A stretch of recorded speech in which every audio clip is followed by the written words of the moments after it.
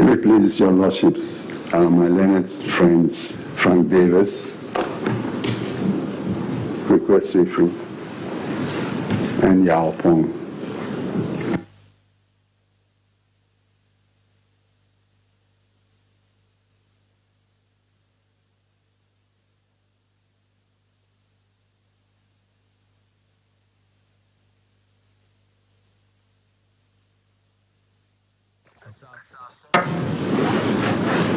My lords, we actually had two applications. My understanding is that the application for review is the one that will be heard by this bench.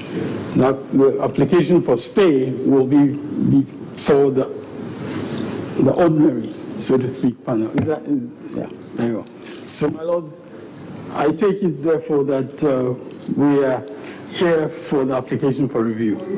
And at some point, we will do the application for stay of proceedings. So, very well. By way of case management, please can we give you about 30 minutes to... I'm sorry? I said by way of case management, we want to manage the time. So we will limit each lawyer to 30 minutes.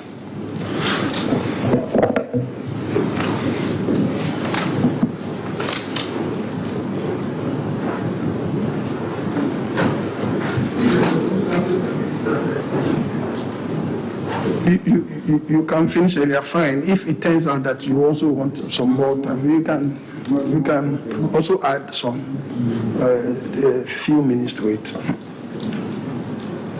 Very well, my lords. Before I even move our application, again, just for the record, we did request your lordships respectfully to start today's proceedings at 11:30, and I do want to say that we appreciate the fact that your lordships acceded to that, because we received their processes.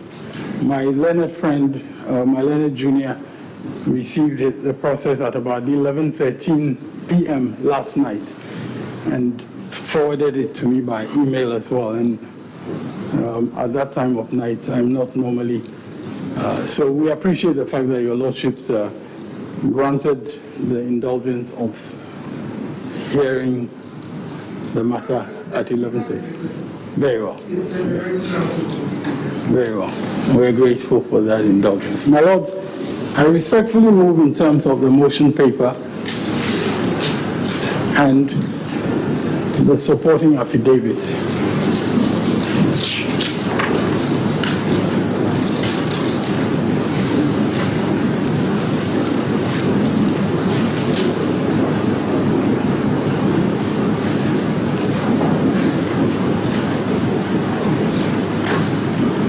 And my lords,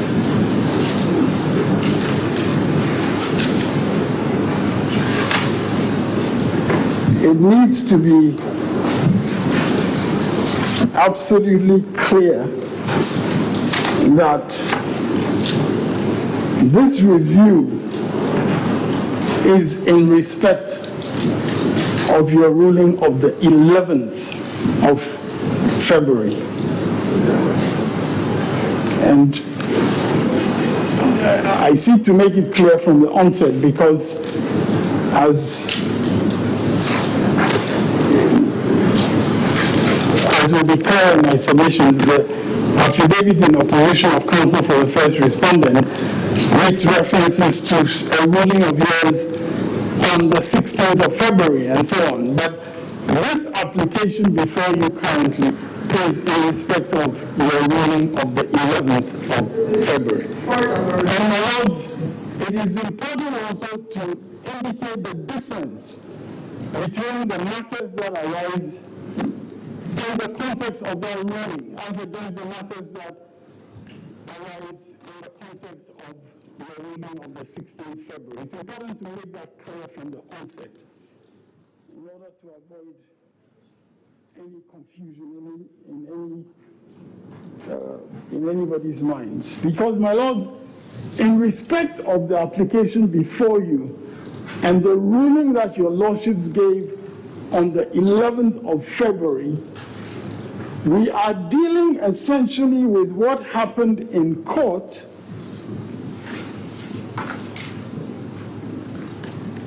when, after we closed our case,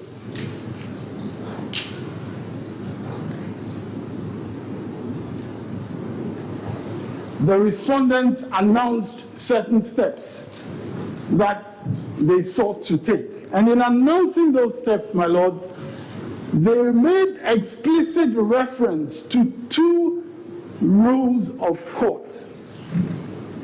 They made explicit reference to Order 34,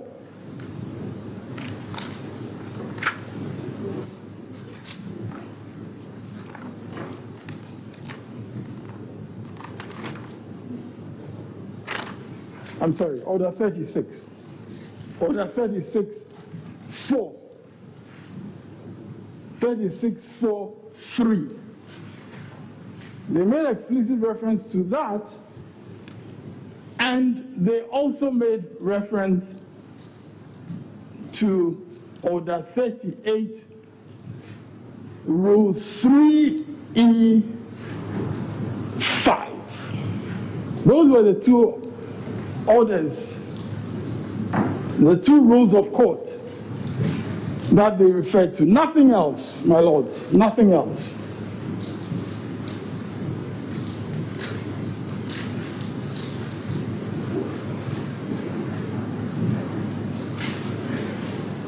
No reference whatsoever was made to Order 38,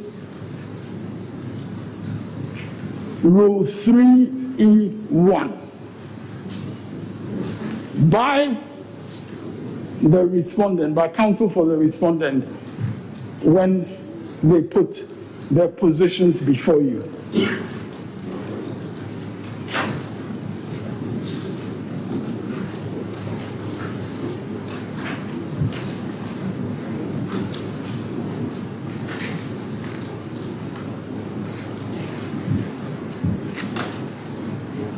And in our response,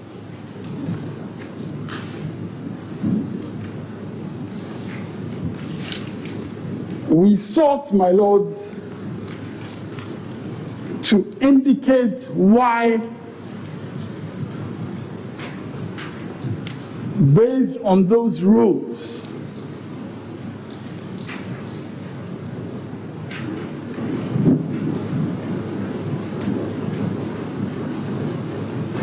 it could not be the case that the chairperson of the first respondent,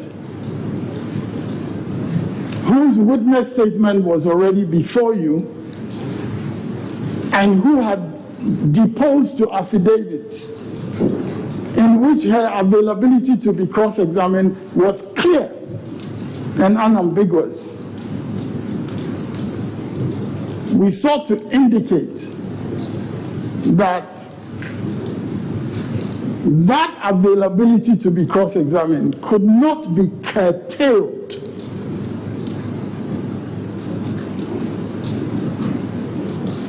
by the position that was now being taken at the time. And my lords, we are perfectly familiar with rules about what a plaintiff must do to establish their own case and all that. We are perfectly familiar with those rules. But the matter that was before this court at the behest of the respondents had to do with Order 36, Rule 4.3, and of CI 47 and Order 38,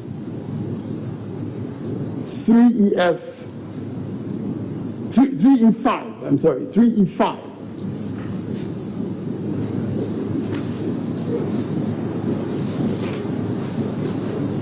Of CI 47 as amended by CI 87.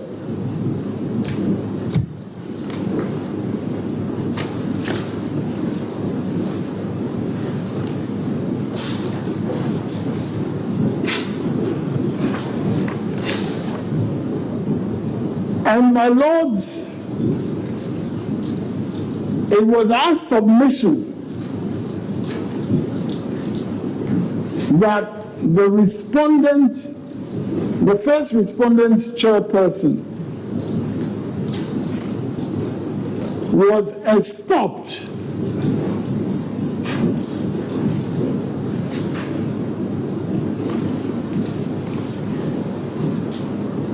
from now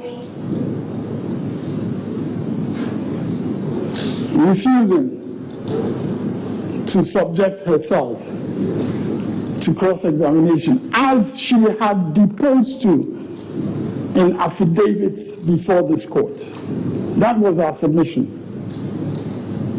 There was never any claim on our part that a party cannot call evidence if they don't want, and so on. That was never part of our submission. But those are very trite matters of law, which we are familiar with. Our submission was in respect of a particular witness who had not only filed a witness statement, but who had made sworn depositions before this court. Sworn depositions before this court.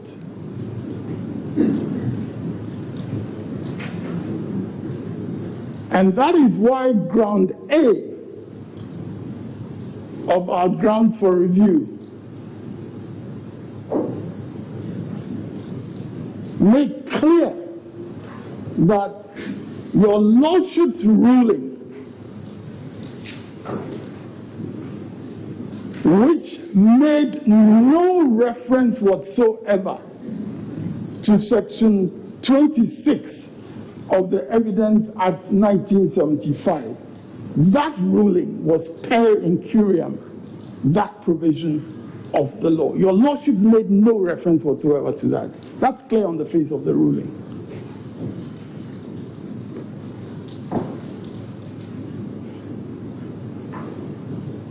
And there's obviously no argument about that.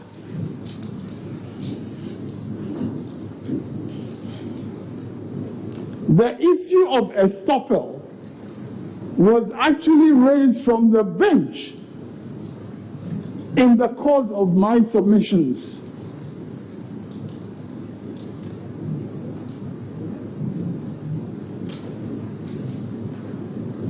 And I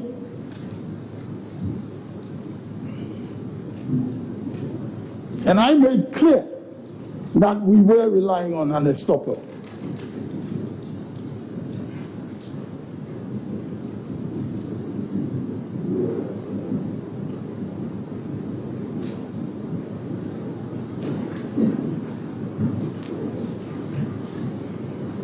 And my lords, our submission is that we cannot just treat lightly the depositions that have been made on oath by the chairperson of the first respondent.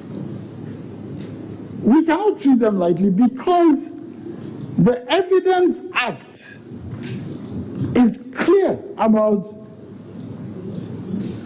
the effect of those depositions. The Evidence Act is very clear in its terms.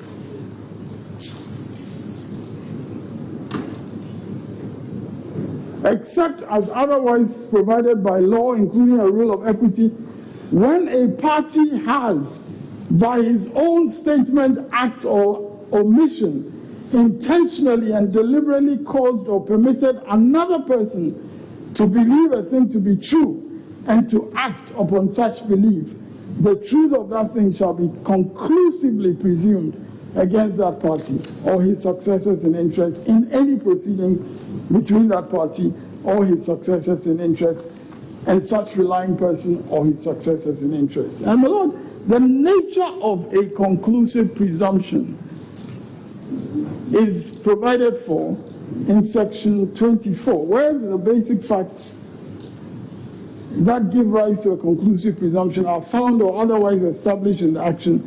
No evidence contrary to the conclusively presumed fact may be considered by the tribunal of fact. Conclusive presumptions include but are not limited to those provided in section 25 to 29. So clearly 26 falls within what is determined as conclusive presumption. And so what we were urging on your lordships was clearly covered under section 26. And our submission is that your lordships made no reference whatsoever in your ruling to that section, and that decision is per incuria. And my lords, we also in ground B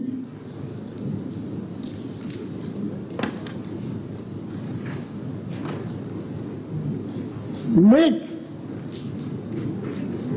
reference to the fundamental error in our respectful submission, the fundamental error of failing to appreciate how the crucial constitutional role of the chairperson of first respondent necessitated her being called upon to testify and has occasioned a grave miscarriage of justice to the applicant. And my lords, we are not saying that the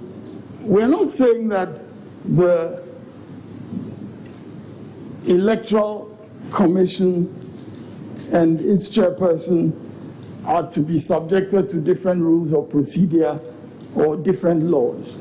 We are certainly not saying that. In fact, what we are saying is that they should be subjected to the same laws that other Ghanaians are subjected to, including Section 26 of the Evidence Act.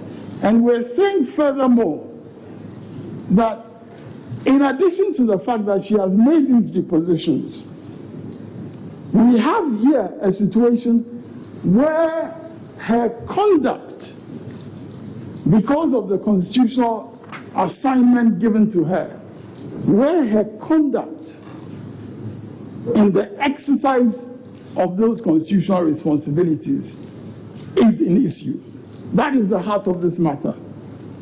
Her conduct in excuse me, please, are you addressing us on ground B? Ground B? Yes. Okay.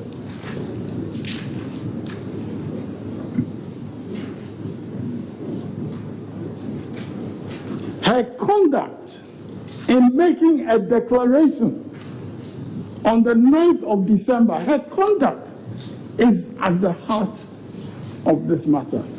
And that conduct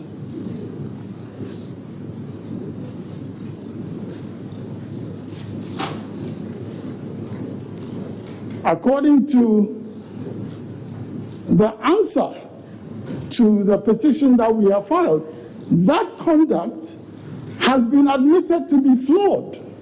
The answer to the petition acknowledges that her declaration was flawed.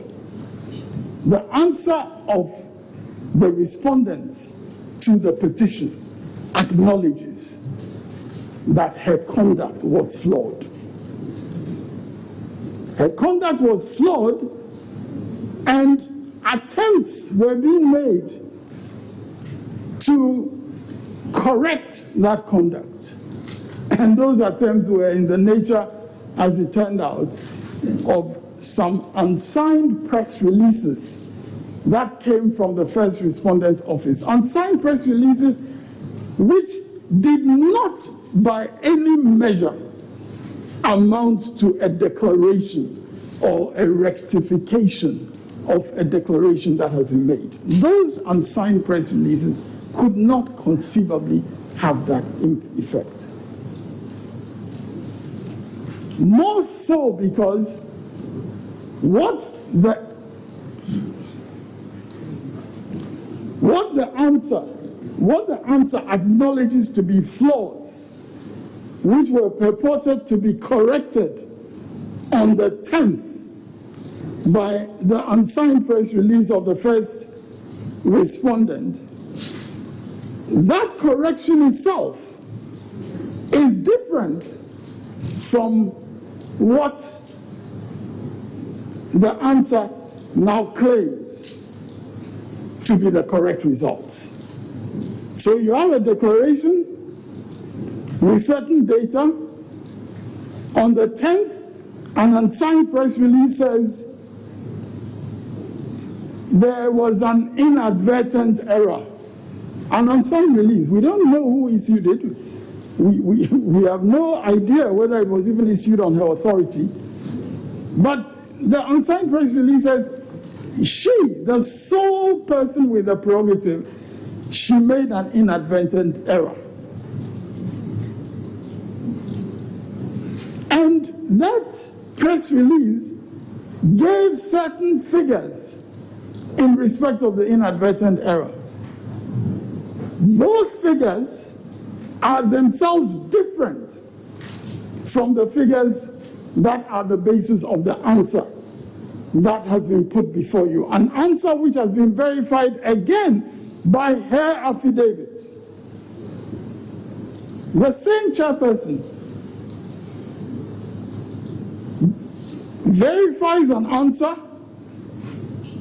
whose figures are different from the correction that was supposed to have been made on the 10th of December, which again she seems to be acknowledging to be relevant to her case or to the case of the first respondent.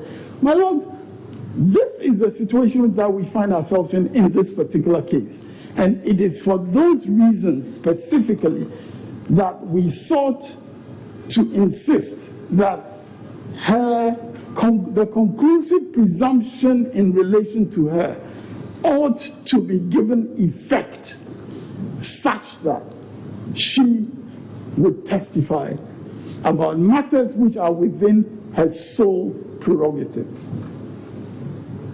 Nobody else in the world is in a position to address those matters other than her. So that, my lord, is the import of our reference to her constitutional duties. We do not say that she should be made to be subjected to different procedural rules. That is stated in your ruling, but frankly, my lords, I do not know what part of our submissions that is meant to be related to. But we are simply putting to your lordships the nature of her responsibilities tied to our ground A, her own depositions, her own affidavits verifying an answer, and the inconsistencies between all these matters. Now, my lord, in any normal case, we didn't have even to do with an election. In any normal case, a trial judge would be within his rights, even under the Courts Act, to summon a witness. A trial judge would be within his rights to do that. But, my lords, we considered that the circumstances that were before you, based on their own conclusive presumption, made it appropriate at that point for there to be a ruling that she should testify and therefore be subject to cross-examination. My lords, I'd like to deal with grounds D and E before I finally deal with ground C. D and E. Yes, I will first deal with ground D.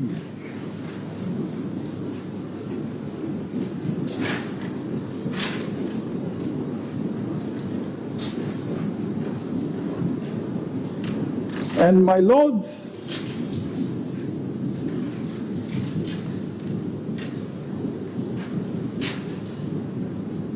in your ruling of the 11th of February, there was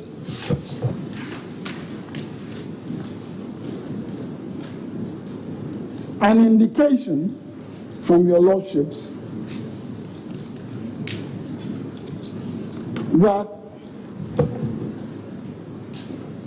the authority of Sumaila Bilbil and Adamu Dramani, that authority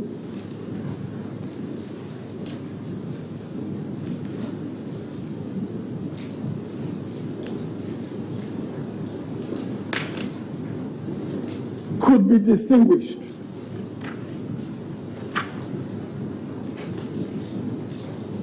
And under ground D, our respectful submission is that what your lordships stated in seeking to distinguish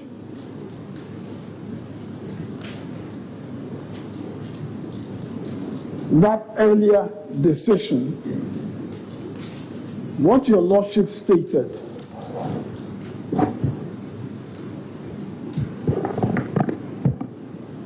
did not reflect the ratio decidendi. The reason for that decision.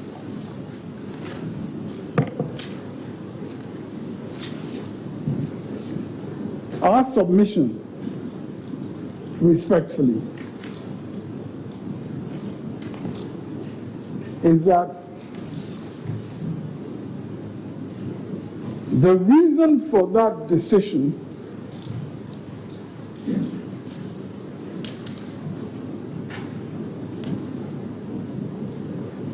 and your lordship stated at page 7 of your ruling as follows.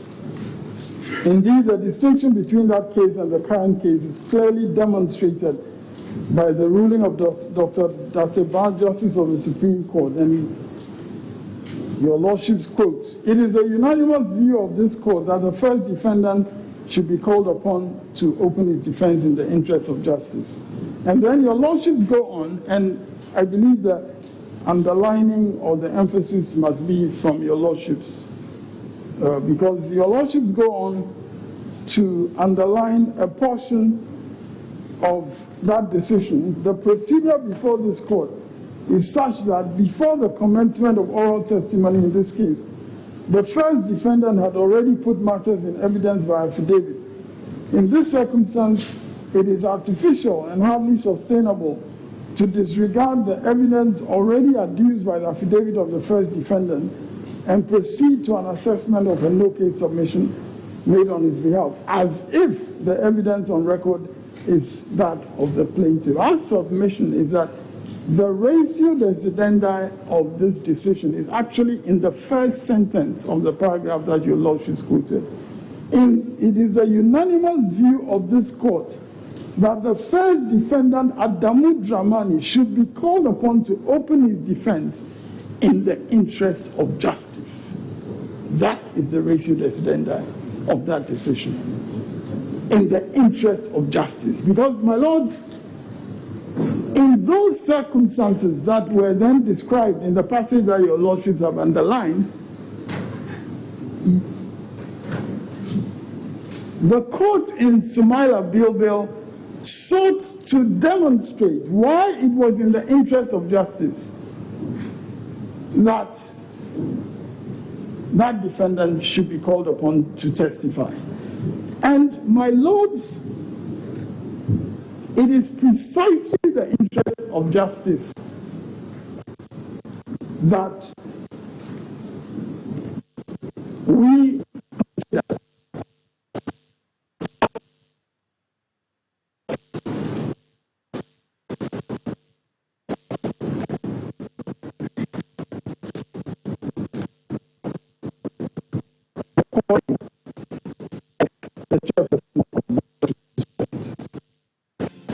the interest of justice in respect of has to do with different factual circumstances, but the principle that is at stake applies to this. set of facts as well. Because this set of facts includes a conclusive legal presumption against her.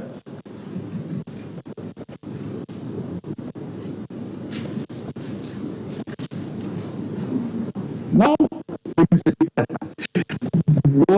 what is your formulation of the ratio in Adamu's Act? Or what formulation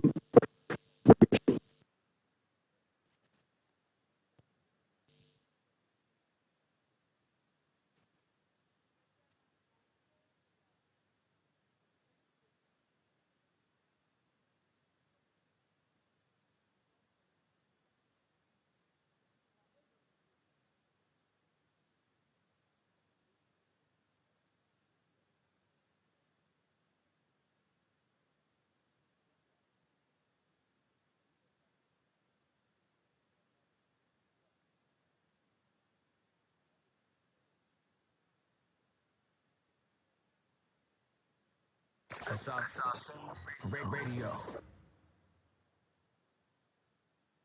Asaase Radio. Asaase Radio 99.5. 99.5. 99.5.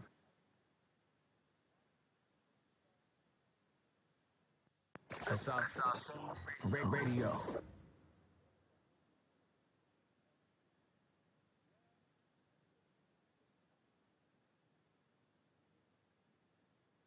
Asaase Radio.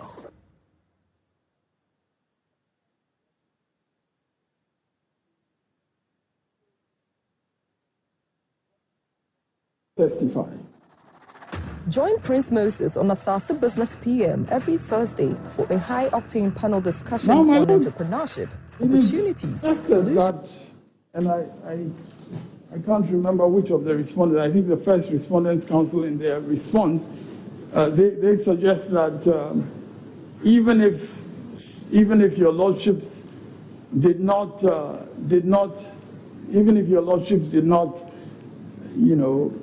follow or did not, if you made an error in respect of the ratio decidendi, they claim that in any case your lordships can always depart from your previous precedents. That essentially is the argument that I have read, I think, in the statement of case of counsel for the first response. Mr. Secretary, your 30 minutes is up. I'm sorry. The 30 minutes is up. Well, my Lord, I'm keeping the time. I'm sorry. I'm keeping the time. He's the official timekeeper. Okay. So if you want, My Lord, if you want to wind up, I think I'm three quarters of the way through. My Lord, sometimes timekeepers, they stop the clock when there are questions.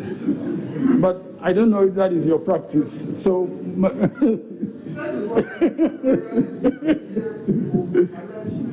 very well. My Lord, I will shortly be done. I will shortly be done. I know we have some international football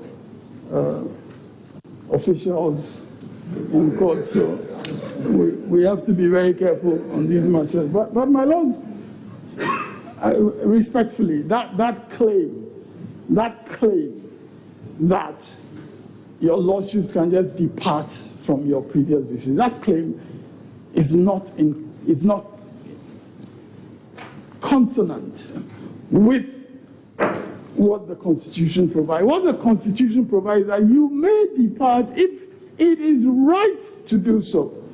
That's very clear. So why do they just quote a part of the constitutional provision that you may depart without quoting the full provisions which says you may depart if it's right to do so? And my Lord, my understanding of those provisions, therefore, Mr. Chikala, we have not said, we didn't say we are departing. So you it is the formulation of the ratio which is Yes, my lord, you did issue. not say so. I'm Yeah, we responding did to, not say we I'm responding to what they have said.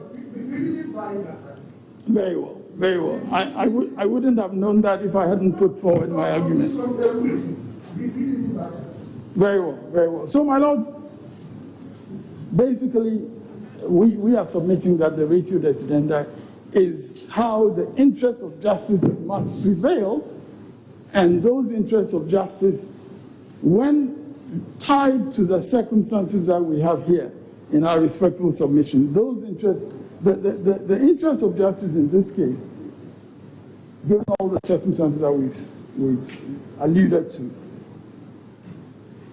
justify or require the chairperson to be called upon to testify. And that has nothing to do with whether a party can be compelled to testify or not. We are not. We know that the party cannot be compelled to testify, but we respectfully insist that we must distinguish the role of a witness from the role of a party. And some of the authorities that your lordship cited are in fact very clear on that distinction between the role of a party and the role of a witness. So my lord, in this case, we are talking about a witness. And we are talking about a witness who is My lord, with all due respect, I do not see any matter in the affidavit or in the arguments which relate to a distinction between the individual as a witness and the party. I don't see that. So I don't think that he should be permitted to advance those arguments.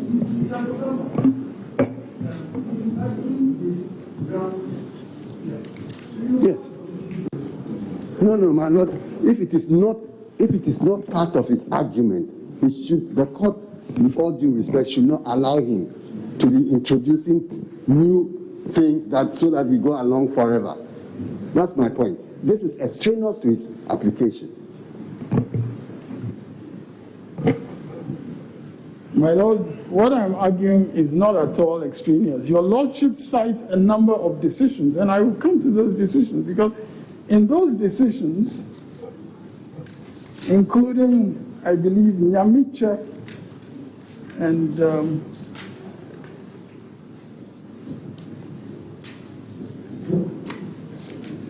My lord, I need to come back again. The court may have cited some decisions that he disagrees with. It is not part of this application. So he cannot be referring to it because the review application will be judged on the grounds. He cannot use the review application to open a door.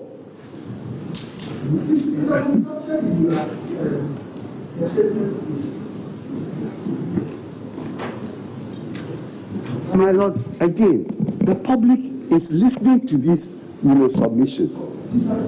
No, the public is listening to these submissions, and if counsel is saying something that he ought not to be saying, he should not be permitted to say it. He said we made references to certain decided cases, and he has cited Nyamiche. I'm trying to just locate the case. Yes. Page 8 of your lordship's ruling. That is the Ampere. Yes, Ampere's decision. So let him address it. My lord, I hope you are not taking that time out of my time. I think the clock.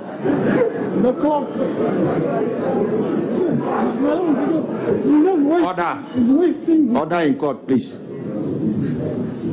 My lord said in your ruling at page 8, in Nyamiche and Ampere J, as he then was, delivered at page 8, the plaintiff contended that since the first defendant did not give evidence, judgment should have been entered against him. I do not agree. A party to an action need not give evidence himself. That is from a ruling of this court. And that is part of the justification that your lordship gave to that ruling. Why am I not entitled to make comments in regard to that. My Lord, that's an absurd proposition before you, that I cannot comment on something.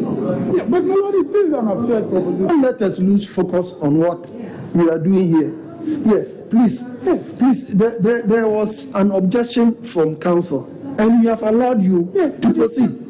So, out of respect, let's be within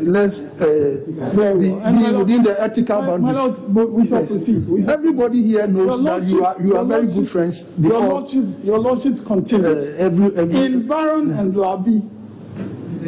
Yes, my Lord.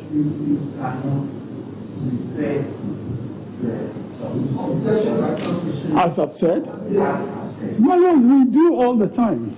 We do all the time. We refer to positions, and my lord, you will notice that in council for the first, they actually accuse us of intellectual dishonesty. You may have seen that, or maybe you have not seen that. Yes. So my lord, what I'm saying is that to say that a proposition is absurd, that is something that we say all the time. And in fact, professors often say that about decisions of courts frequently, and I can cite many authoritative articles of certain learned professors which say that a certain decision, So, my lord, if I may just continue with my submissions. In Baron and Labi, a party to a suit is not bound to give evidence, and the court cannot compel him.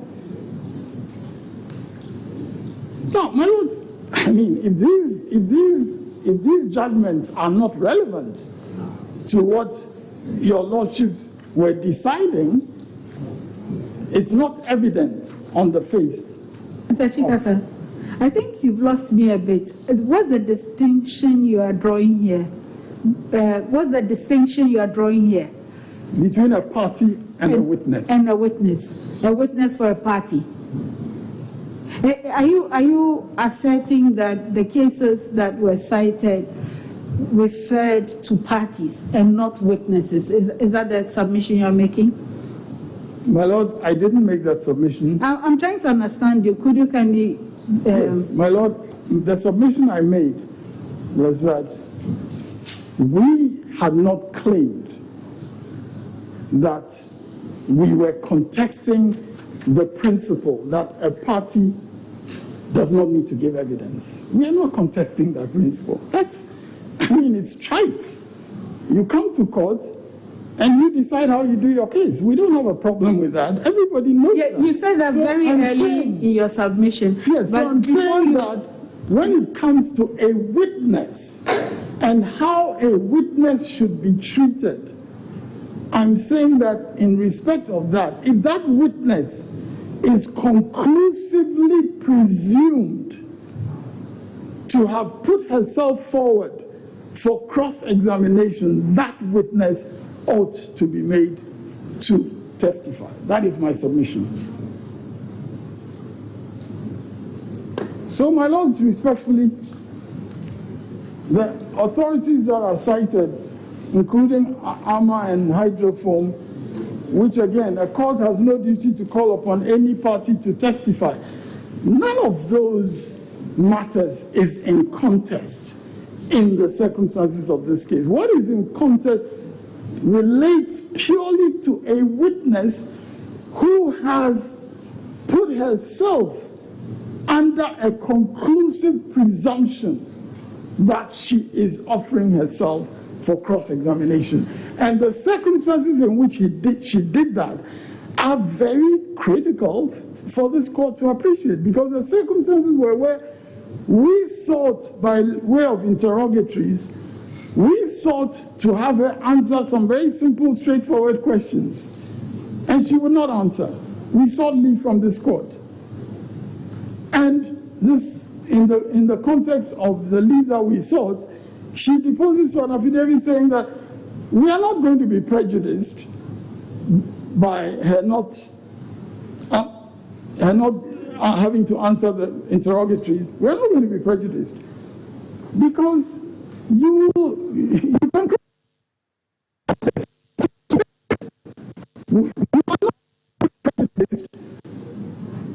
by my not answering the interrogation.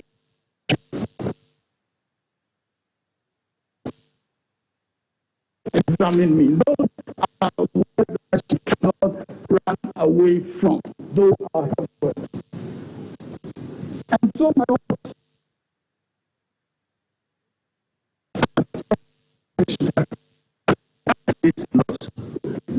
So I want to drop back home. Now, I'm placing a witness in a distinct position from the party who intended to call that witness. But what I know is that it is a party who calls a witness. So if a party says, I'm not going to call my witness anymore, can you say, no, since the witness has proposed to an witness statement, that witness must be called by all means. The party who wants that witness to support him says, I'm not calling that witness anymore. I want to be very clear. yes, if the interests of justice demand that. Of justice. Order in court, please. If the interests of justice demand that. There are many justices of the Supreme Court in the room. So, but, my lords, if the interests of justice demand that witness.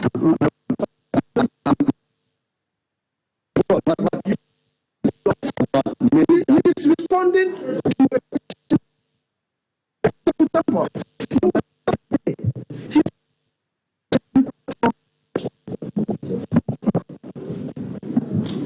My Lord, I don't understand these tactics because it's not fair.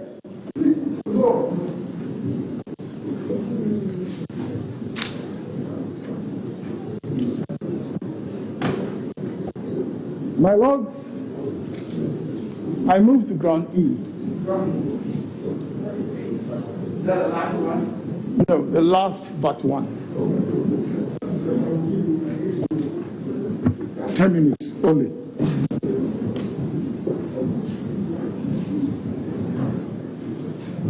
My lords, ground E is where we say that the court fundamentally erred in putting forward positions which were not what counsel for respondents put before the court in respect of the case, thus occasioning a grave miscarriage of justice. Now, my lords, the error that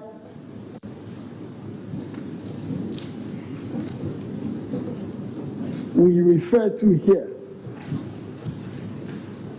is related to the reliance that your lordships place, and that came from some questions from the bench as well,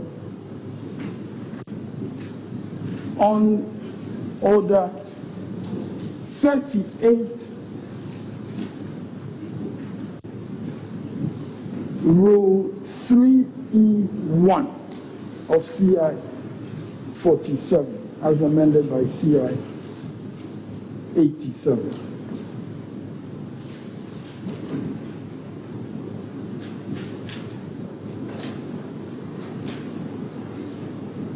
Now, my lords,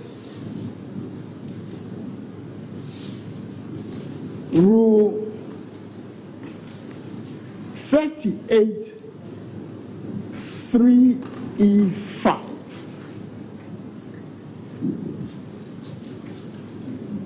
is what was relied on by counsel for the first respondent initially.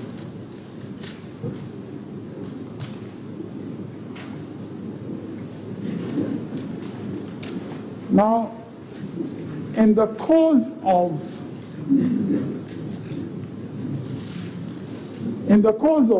my submission, reference was made to Rule 38, 3E1.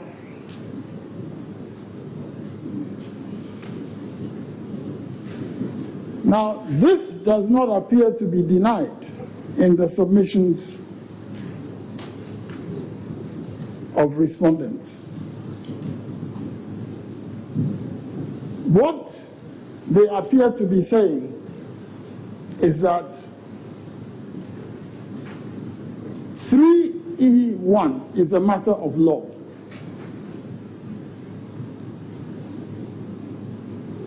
And your lordships will recall that, well, I shouldn't say your lordships will recall, because this is a bench that is different from the bench before whom we made the initial arguments. But, my lords,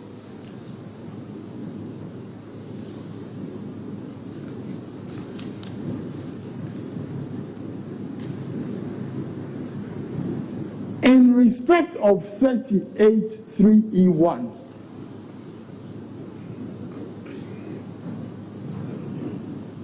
the reference to that order was first from the bench.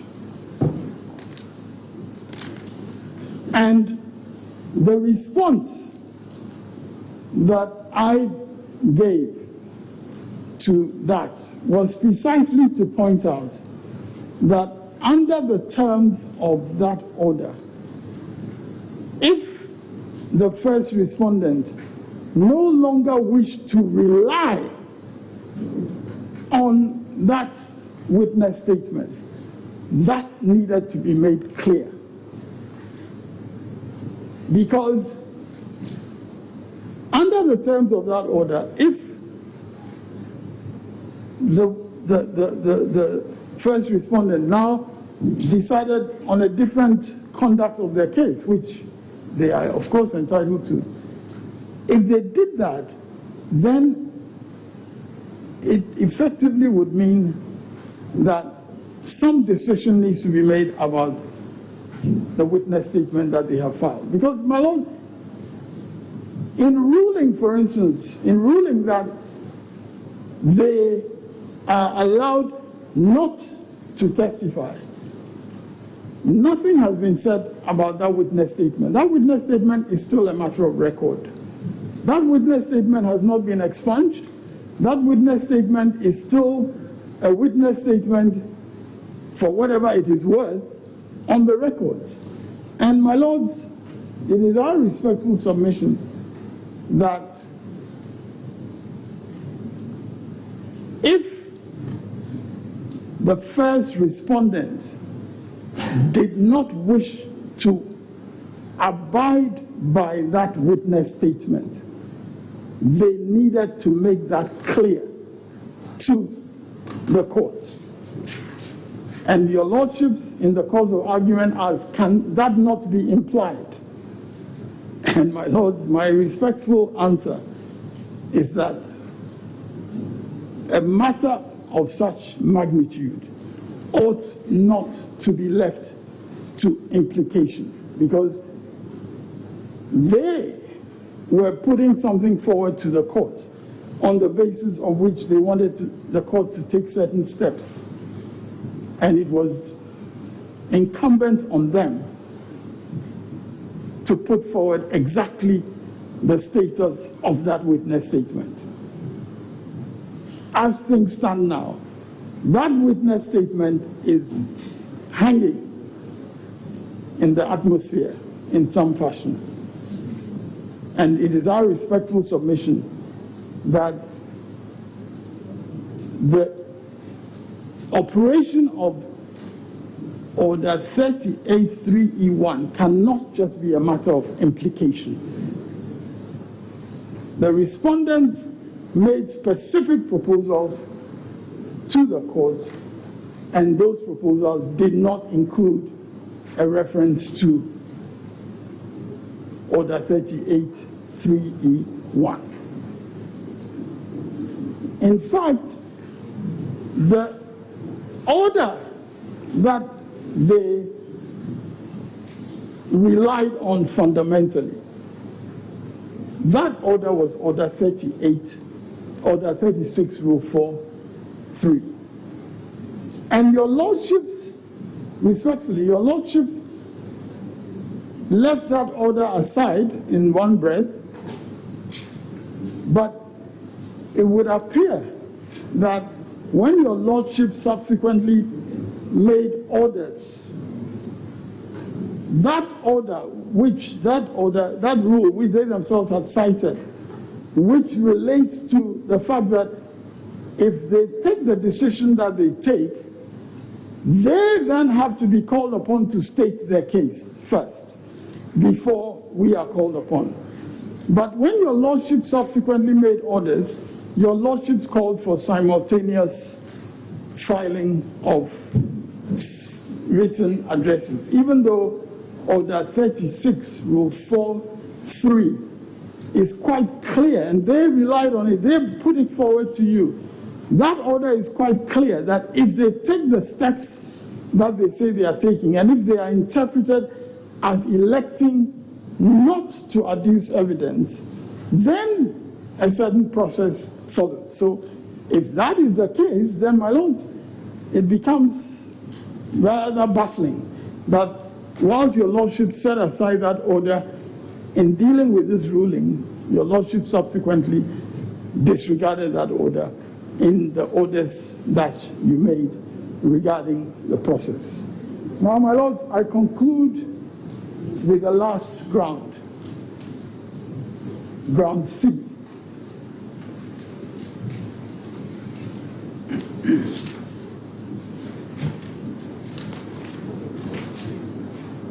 And that ground indicates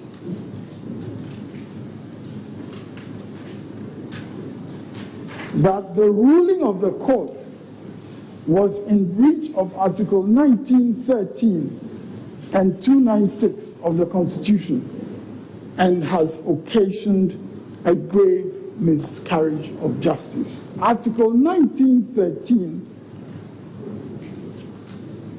simply reads as follows: an adjudicating authority for the determination of the existence or extent of a civil right or obligation shall, subject to the provisions of this Constitution, shall be established by law and shall be independent and impartial.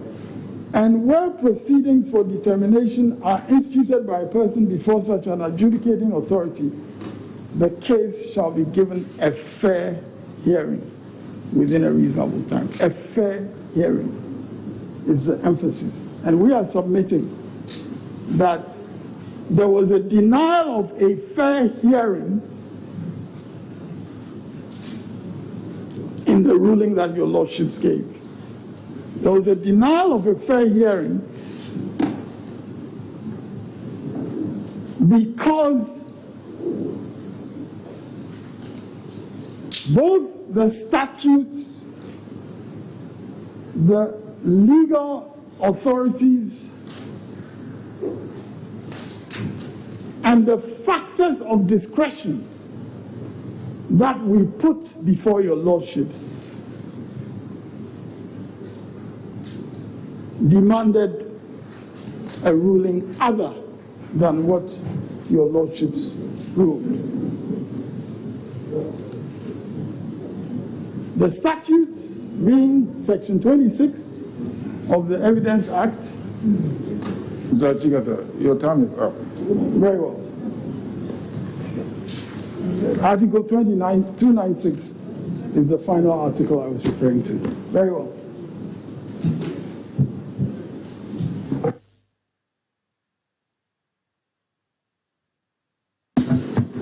My lords, we are opposed to the application hearing.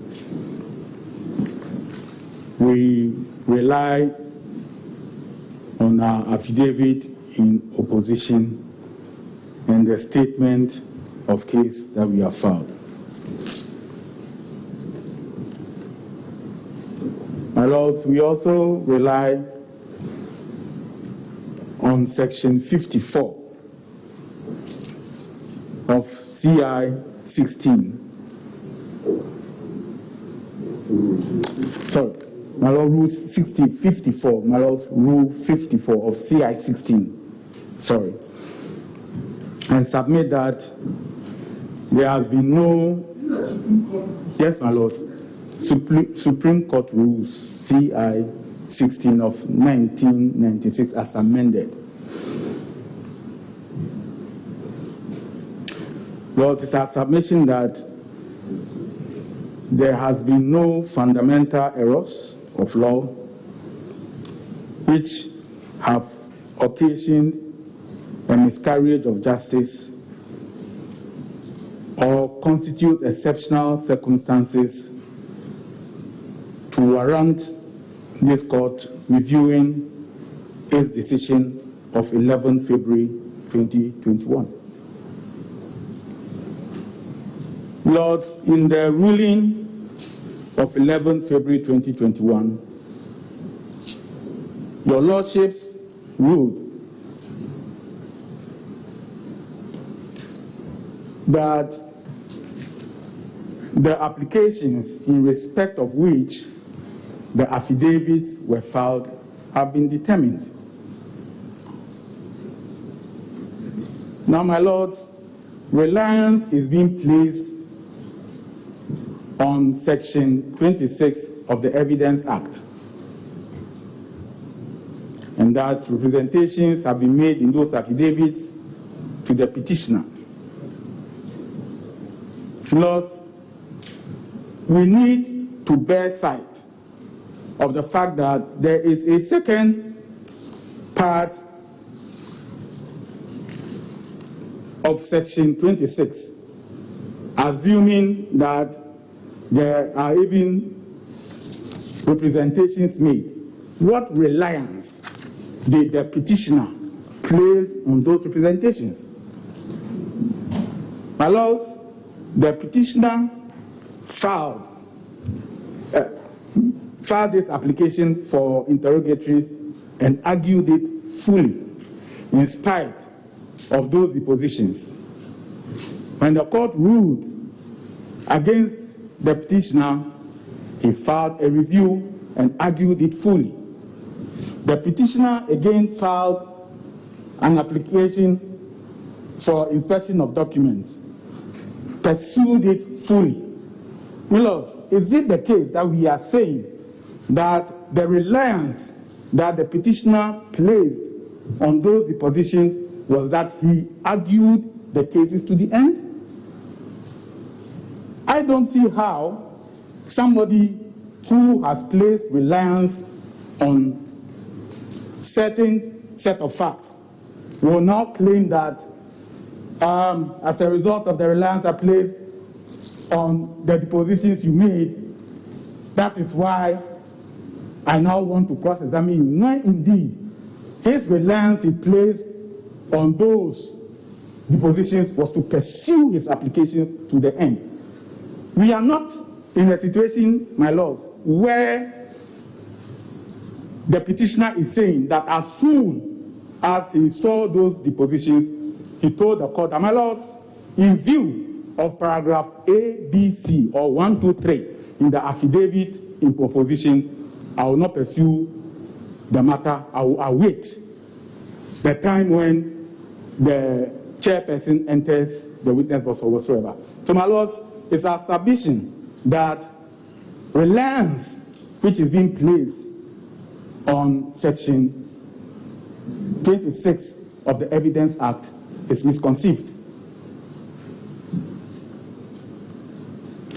My lords, it's our further submission that the arguments made and the authorities cited in the analysis being made regarding the ruling of 11th February 2021, we have all heard. The arguments are the same. The citations are the same. Lord, there has been no new ground that has been urged on this honorable court for which the court is being invited to review its decision. Lords, I'll refer your lordships to the case of Charles Lawrence Quist versus Ahmed Dawouni. Review motion number J7/8/2015, dated 5th November.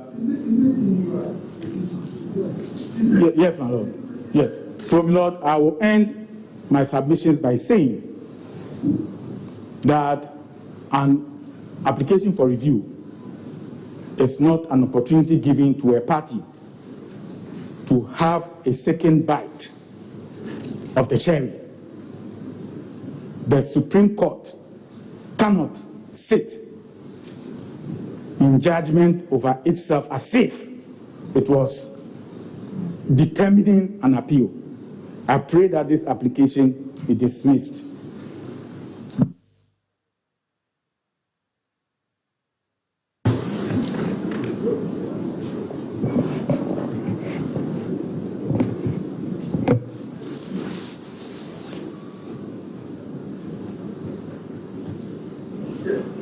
My lords, we are opposed to the application for review, and we rely on our affidavit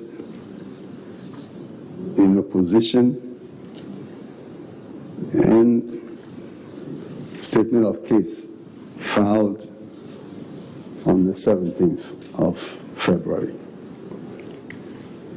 My lords, it is our respectful view that this application does not appropriately invoke the special review jurisdiction of the court under Article 133, as well as Rule 54 of CI 16. My lords,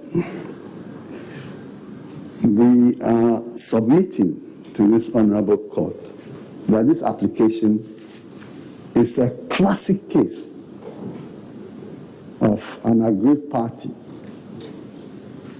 who has become emotional by the decision of the court, seeks to re-argue its case through the back door of an apparently review application, which it is not. And for these reasons, my lords, the application ought to be dismissed. But we would like to make a few other points. My lords, counsel has referred to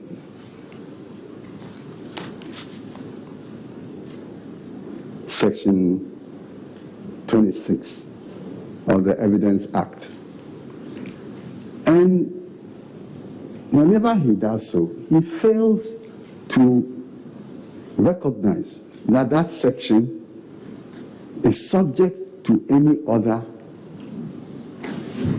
law or rules of equity. And my lords, in our view, Order 38, Rule 3E is any other law. So this is not a situation where you can argue that you are using a subsidiary legislation to trump a substantive legislation. Because if one goes to Article 11 of the Constitution, which defines the laws of Ghana, it includes subsidiary legislation. Now, my lords, again, the petitioner cannot seek refuge, even if it is true, in the fact that the application was argued not on grounds 38. Why? Because before the court, there was extensive argument on that order. 38 rule. Sorry, order 38. There was extensive argument on both sides, including questions by the bench. So it does not lie in his mouth now, after the fact, to suggest he couldn't be suggesting that he was taken by surprise. He had every opportunity to advance his arguments. We also advanced our arguments, showing how circular his arguments were and how completely misconstrued his attempt at interpreting the various sub-rules under Order 38, Rule 3, E was. So, my lords, it is our submission that this court is entitled to ignore all the arguments that have been advanced today in respect of the correctness or otherwise of the use of Order 38, Rule 3E. Then again, my lords, we do not see the relevance whatsoever of a reference here to Article 19.3 of the Constitution, which is a criminal matter, deals with criminal matters, and also Article 296. My lords, actually, I did not refer to Article 19.3. I referred to Article 19.13. Very well. My lords, I'm sorry. My lords, my other point here is that now a major foundation of this application is the interest of justice. My lords, we all know that when courts rule based on the interest of justice, it's not at large. It is in reference to the specific circumstances of each case. So, my lords, it cannot be that the interest of justice is a ratio. I mean, it cannot be. To the Article 19, Clause 13. No, I've moved from that. Yeah, okay.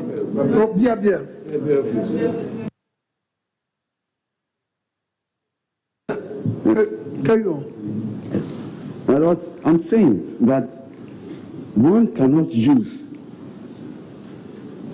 the interest of justice as declared by a court in a particular case as a general wand, magic wand. You know, any case, you say that, oh, in that case, by the interest of justice, which was the ratio, should apply there. It cannot be so. Every articulation of a decision based on the interest of justice is grounded on the specific facts as assessed by that particular court. And this court, or the ordinary bench, had assessed the facts of this case and did not find that there was any compelling interest of justice for it to grant the application being sought. And my lords, this is so, in my view, respectfully, because this whole case is based on a fiction. It's based on a fiction. No, the whole case. Now, which this is a subset. Yes, the petition. It's whole based on a fiction. It's at the tail end of your. My lord, it's relevant. No, please, we are dealing with this application for review. But the application so he has argued at length. We extended time for him. So take your time. Don't go to the substantive matter. Yes. We have given a ruling and they are seeking a review. Yes. Yes. So, my lords, I believe and we submit that this application is completely unmeritorious and does not satisfy the very strict conditions for review laid out in Article 133 of the Constitution and Rule 54 of this court's rules. We accordingly pray that this application be dismissed as an abuse of court process. And even though we are all aware that in constitutional matters like this, no costs are awarded, I think this is a proper occasion. Is this a constitutional matter? Yes, it is. More or less. It's a special jurisdiction under the Constitution. Yes. So, and if it isn't, more so, high cost should be awarded. Mr. Kotuapa, I'm interested in why you permitted Mr. Kweku Asrifi to swear to depose to the affidavit in opposition on behalf of the second respondent when he is not on record as the attorney for the second respondent. What we have on record is that Mr. Kweku Asrifi is one of the counsel announced in this case. Is there any justification why? Yes, my lords. The attorney has powers to testify. There are factual matters that has been deposed to. We have been told that one Peter McMenu is the attorney for the second respondent. Oh, relax. Well, from this practice where lawyers who are engaged by parties take it upon themselves to depose to affidavit when the parties are there. Can you justify it? My lords, as I've indicated, lawyers take instructions from their client. Our client is the second respondent. Mr. McMenu was given a power of attorney to go into the witness box if necessary to testify. So that is the distinction. And he has given power of attorney to... No. My lord, you seem not to understand me. The attorney, power of attorney, was simply for him to go into the witness box in relation to his witness statement. So when an affidavit will have to be sworn to, who is it lawyers who swear affidavits on behalf of clients? Well, my lords, in circumstances like this, I believe that it is in order and permissible for lawyers to swear to affidavits. Very well. Yes. Lords, respectfully, if with your leave, I may just make two quick points, because reference was made by my learned friend to the first words of Section 26, except as otherwise provided by law. And my learned friend made that reference in order to suggest that perhaps there is some other law that enables 36 to be put out of court. Well, my lords, our ground is that your lordship's decision, respectfully, was per incurium of Section 26. It's not as if your lordships adverted to Section 26 and then said that because of some other law, we are not going to apply. That's not what happened. Your lordship didn't advert to it. Now, and it's quite clear in their opposition. It's quite clear that that's what happened, because they then tried to use your lordship's ruling on the 16th of February.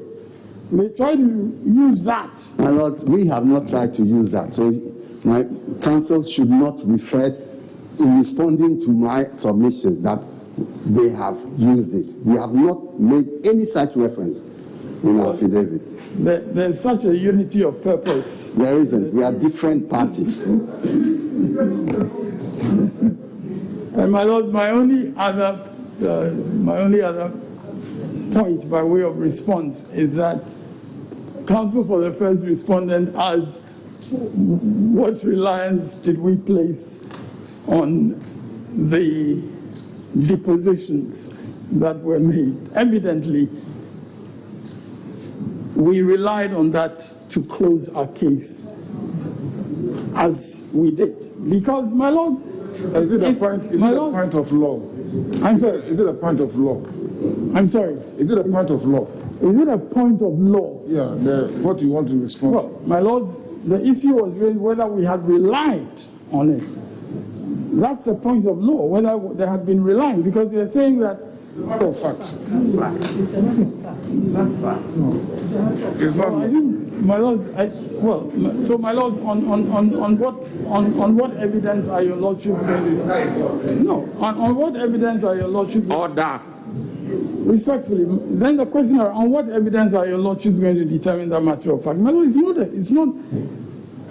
respectfully, this, I think, is an appropriate situation where it's really a mixed question. It's a mixed law, in fact, because he is saying that legally, the reliance on the deposition is part of what kicks in Section 26.